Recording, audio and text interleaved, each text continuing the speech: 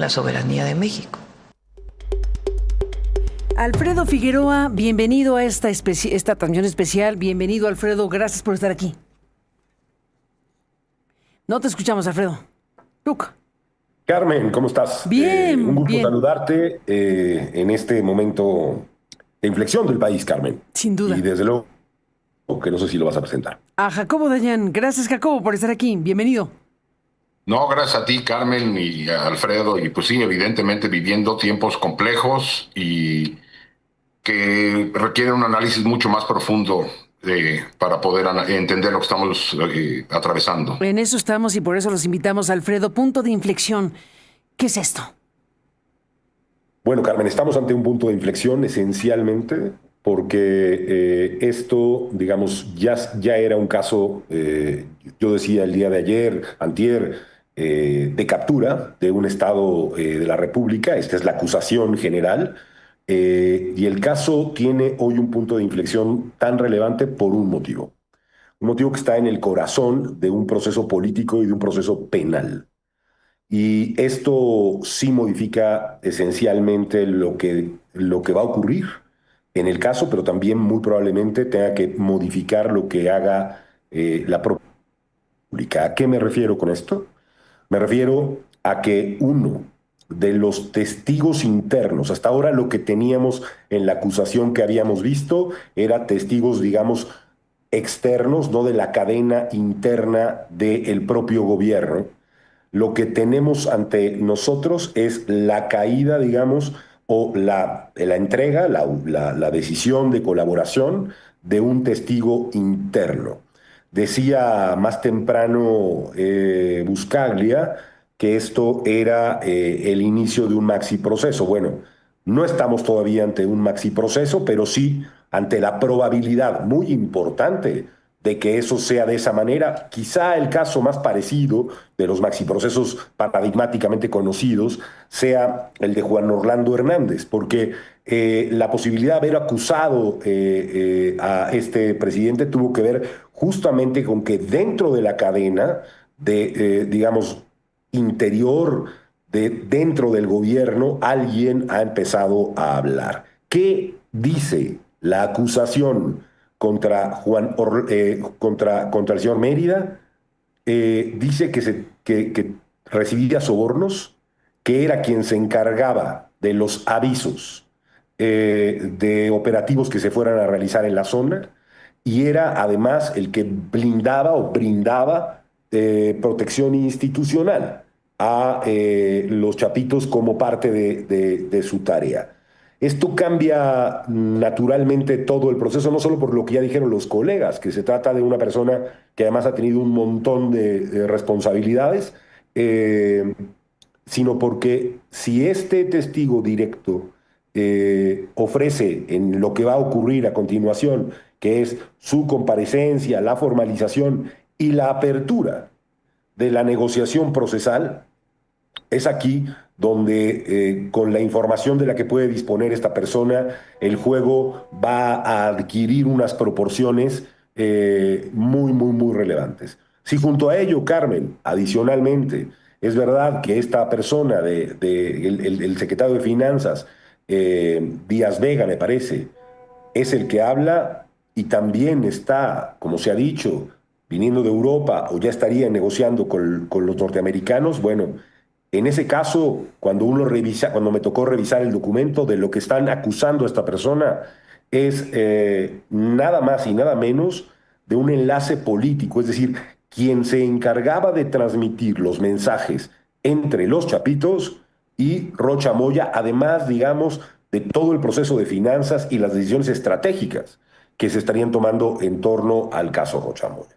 Entonces, ¿qué tenemos ante nosotros? Tenemos un paso, me parece, muy relevante, una puesta contra la pared a la propia presidenta de la República, quien va a tener que reaccionar, o habremos de verla reaccionar en las próximas horas, esperemos, Carmen, de otra manera.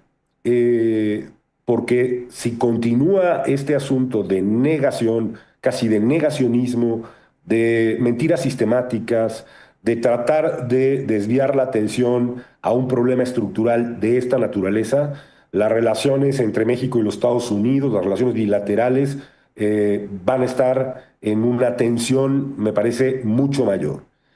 Yo tengo información de que evidentemente hay una crisis en este momento en el gobierno de la presidenta y que estarían valorando con mucha seriedad la posibilidad de cambiar la estrategia narrativa y la estrategia de colaboración No, bueno, para sí. con el gobierno de los Estados Unidos. Evidentemente, Eh, no tienen sí. alternativa.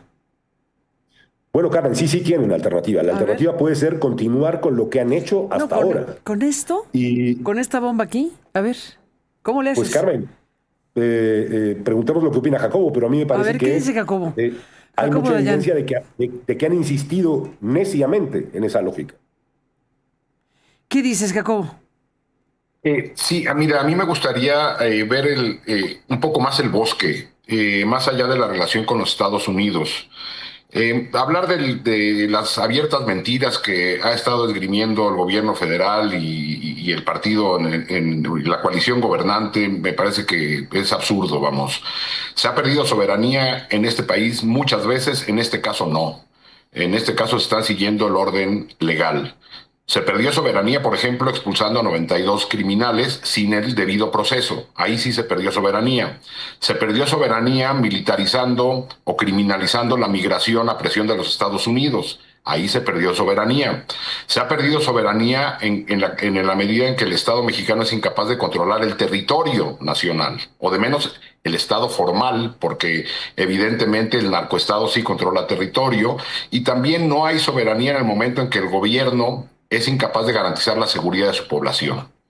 Dicho esto, creo que el caso Sinaloa no es un tumor encapsulado, es parte de una metástasis que toca buena parte del Estado mexicano.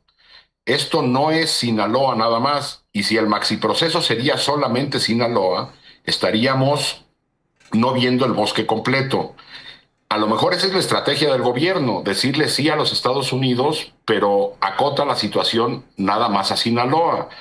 Pero por información que ha surgido en México, sabemos que de menos en esas elecciones del 21, el dinero del crimen organizado y del huachicol fiscal, lo que liga el caso Sinaloa al caso Tamaulipas, pero también al caso Guerrero, Michoacán, Sonora, Baja California, al propio partido político, porque el dinero llegó al partido político y llegó a la cúpula del poder político, ahí estaríamos hablando de la metástasis.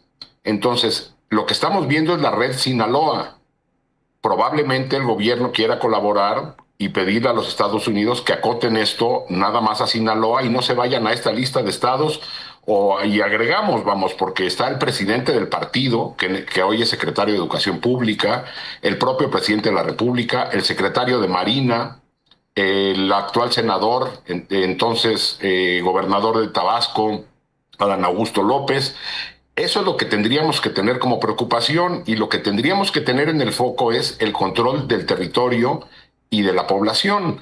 Cuando Arrocha Moya pide licencia, el gobierno, la coalición gobernante decide colocar ahí a gente de Rocha Moya a seguir gobernando Sinaloa. Lo que menos le preocupaba al gobierno era desmantelar la red criminal en Sinaloa. Entonces, si esto se va a llevar a cabo en los Estados Unidos, no nos va a resolver el problema. Evidentemente hay una presión que está obligando al Estado mexicano a tomar una decisión que también, coincido, no va a poder seguir siendo la misma, a menos que esté dispuesto a romper con los Estados Unidos y que no le importe la población mexicana. Hace unos días, Carmen, hablabas de lo que ocurre en Guerrero. Bueno, eso es parte de esta captura criminal en estos pactos que tiene la coalición gobernante con diversos grupos criminales en todo el país. Nuestra preocupación tendría que ser por hacer un maxiproceso interno, pero con colaboración internacional. Ya escuchábamos a Alfonso Durazo decir que no había ninguna investigación sobre Ovidio en México, ni tampoco sobre Rocha Moya, por cierto. Entonces, esa es la Fiscalía General de la República, que podría hacer una investigación Pues no, claro que no, porque no nada más estamos hablando de una cooptación política del crimen organizado, sino también una cooptación de las instituciones de procuración de justicia. La Fiscalía General de la República es parte del problema. Si la presidenta quisiera dar una vuelta de tuerca y de veras ser jefa de Estado, tendría que empezar a implementar mecanismos extraordinarios de verdad y justicia dentro del país, con asistencia internacional. Estados Unidos no va a investigar los crímenes perpetrados en México.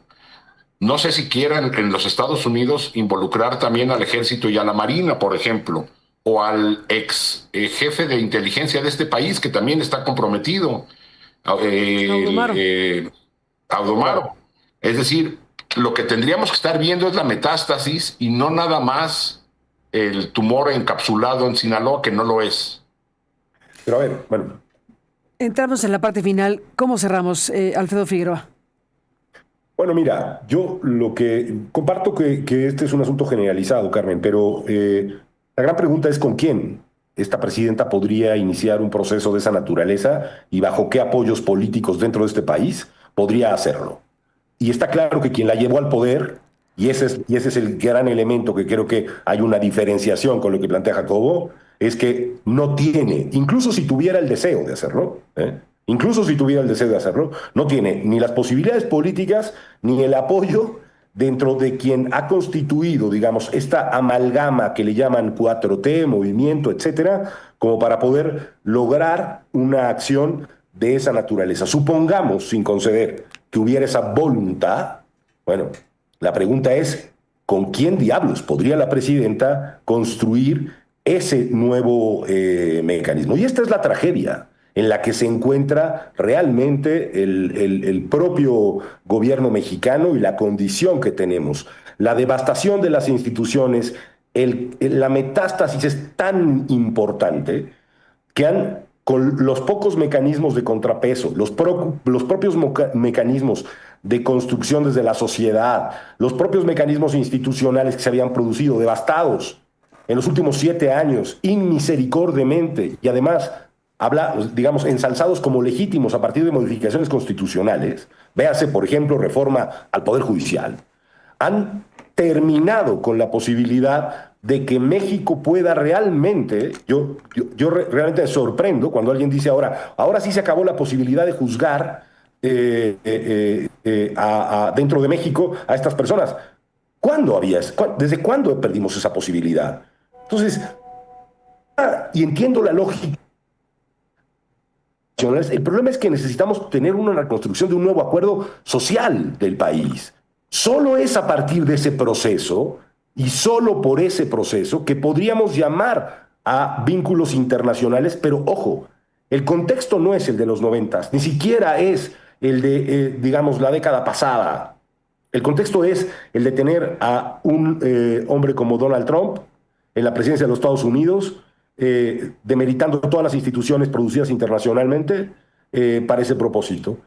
Creo que, como bien decía Jacobo, el hecho de que aquí se hubiera hecho referencia a acuerdos bilaterales entre México y Estados Unidos, al artículo 11 que se ha leído, era la vía para darle cierta racionalidad instrumental a un proceso político que desde luego tiene un bosque que analizarse.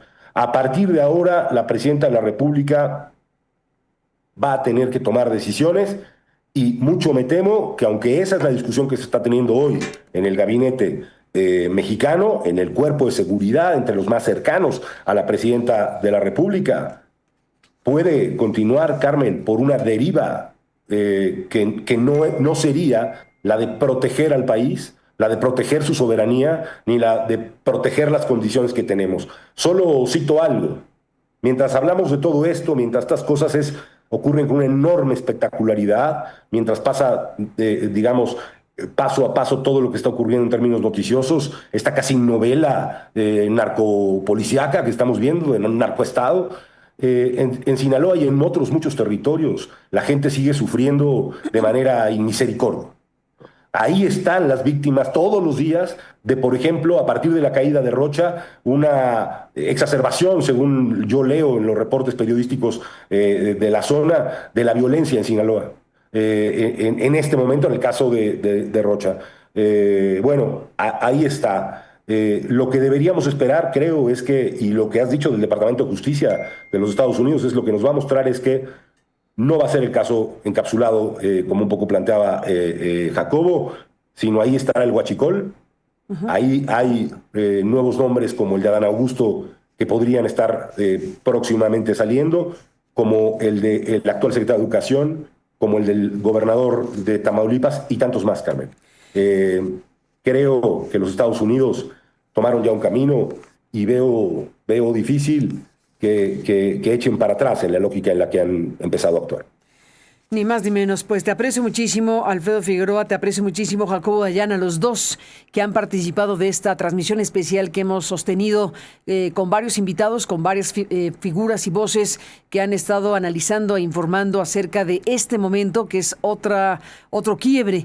La bomba principal, el anuncio desde Estados Unidos de que hay 10 personas acusadas directamente de narcopolítica, 10 personas de estar vinculadas con el crimen organizado a través del cártel de Sinaloa y especialmente de los Chapitos, y ahora esta bomba que tiene que ver con el señor Gerardo Mérida Sánchez, que bueno, pues es un militar con una formación académica bastante robusta, como nos narró Brandon Zelaya hace un momento, este general retirado, acusado de formar parte de esa estructura de protección a los Chapitos, y pues todo apunta que fue alguien que decidió entregarse. Claramente se entregó. Ya el Gabinete de Seguridad ha informado que cruzó el 11 de mayo la garita de Nogales, Arizona, y ahí quedó bajo custodia de los Estados Unidos.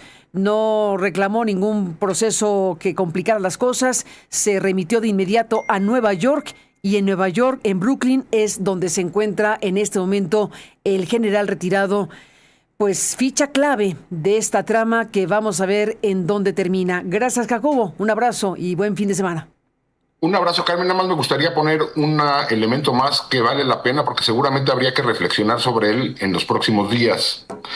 Si llegara a aprobarse, bueno, ya hay evidencia suficiente para saberlo, pero si se llegara a aprobar judicialmente la intervención ilegal criminal del crimen organizado en las elecciones del 21 y del 24, si no es que desde más atrás, habría que preguntarnos si las mayorías legislativas obtenidas por la coalición gobernante son legítimas.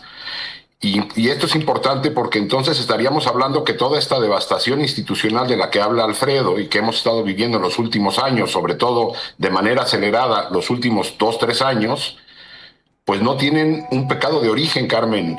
Y a partir de ahí pensar si esas reformas tuvieron un inicio legal y legítimo. Ni más ni menos. Pues iremos viendo todo esto y también iremos viendo qué ocurre aquí adentro, porque hemos visto en las últimas horas información sobre las cuentas congeladas de Rocha Moya y otros. Eso es un dato importante. La Fiscalía General de la República tendrá que decir algo al respecto. Veremos si el Estado mexicano logra convencer de que el propio Estado mexicano puede investigar a estos 10 sin entregarlos. No sabemos tampoco de qué viene en el camino. Así que bueno, hay versiones encontradas de eso, Carmen. A ver. Leí hace unos momentos que me parece que un reportero un periodista de Milenio, de apellido Michel, sí, afirmaba señalar que la UIF habría enviado una notificación a los bancos de que no hay un bloqueo de las cuentas de Rocha Moya, de sus hijos y de Inculsa. Así que hay versiones de lo contrario, así que tú dirás. Sí, y la presidenta dijo en la mañana que ella no sabe, que no le pregunten. Que no sabe, que no supo tampoco, que no tenía visa Rocha Moya. Muchas veces no tiene comentarios, no tiene idea de lo que está pasando, cosa que es poco creíble, para decirlo claramente. Poco. Geraldine Bonilla Valverde, la gobernadora de Sinaloa interina, dijo lo siguiente: la prensa la rodeó, le pregunta y dice cosas como estas.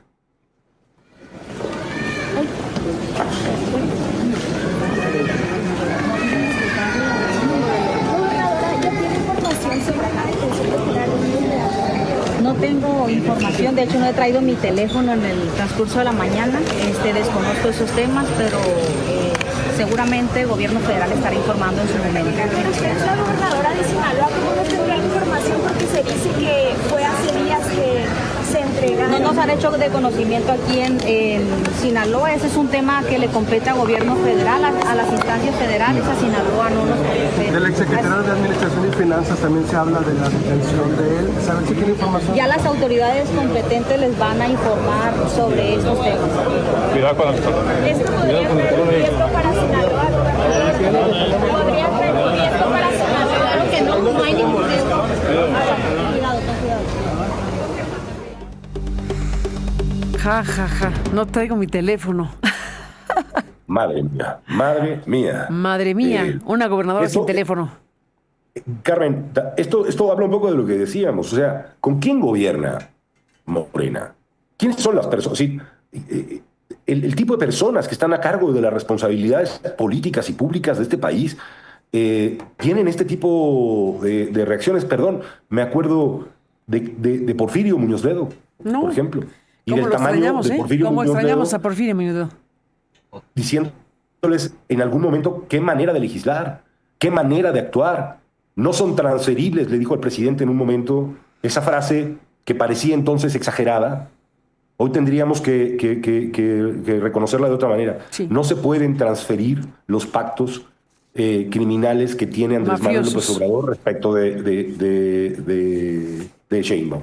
No son transferibles sexenalmente. Bueno, este es el nivel que tenemos hoy en el país, gravemente, y me parece que la ciudadanía, todas y todos, deberíamos estar muy preocupados respecto de ese nivel y del tipo de comportamiento que estamos viendo en las autoridades. Yo entiendo la lógica de ojalá que aparezca la jefa de Estado y no la jefa de facción, pero lamentable, penosamente, no vemos ninguna acción que parezca llevarnos hacia esa idea, Carmen. No sé si me explico, Jacobo. Ahí está todo esto. Jacobo, gracias, un abrazo. Seguimos hablando. Un abrazo. Estamos en Alfredo, contacto. un abrazo, gracias por estar aquí. Un abrazo fuerte a los dos. Gracias a los dos. Recuperamos para cerrar esta transmisión especial lo que ha dicho la presidenta en estos días de México